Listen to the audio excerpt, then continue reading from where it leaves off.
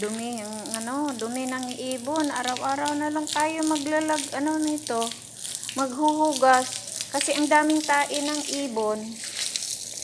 Ano ba yan ang mga ibon na yan? May sakit sila.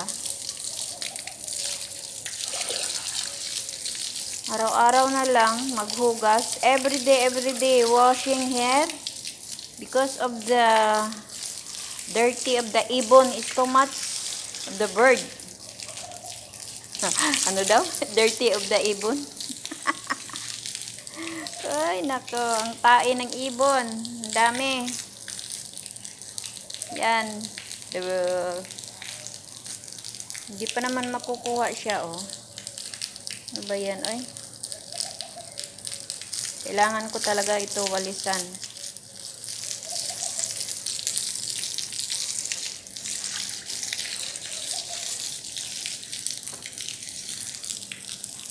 Nako.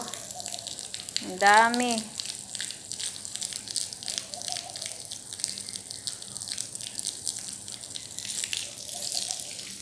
Yan guys, lininisan ko pa dyan, paikot.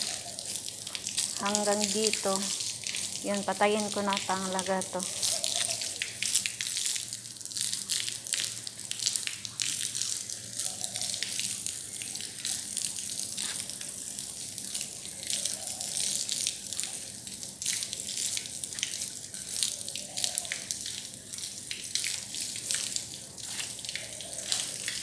Ay, oh, ang dumi, oh.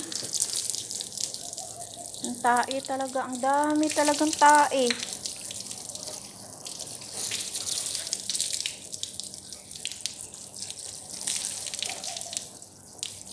Okay. Ay, so much cake ka. Og sa Arabic pa ang tae is kakka.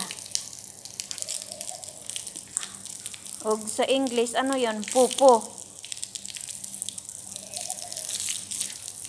Dami, oy. Ano bang problema nitong mga ibon na to? Ba't ang daming dumi? Araw-araw na lang. Umaga-umaga na lang. Daming hugaw. Nako. Magbablog na lang tayo nito araw-araw. At saka, ito, may tanim naman din ako ditong kangkong, guys. Yun, no, kangkong tinanim ko.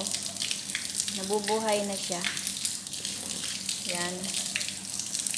Yan, nabubuhay na yung kangkong ko. Ay.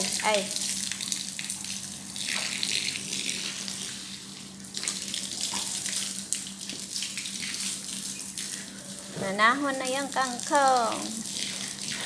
Hindi ko lang siya diligan araw-araw kasi para hindi siya malata. Kasi pag diligan mo siya araw-araw, malata. Kasi nasa, siya eh. Nasa loob. Pag lagay mo din sa labas, init, mamamatay din.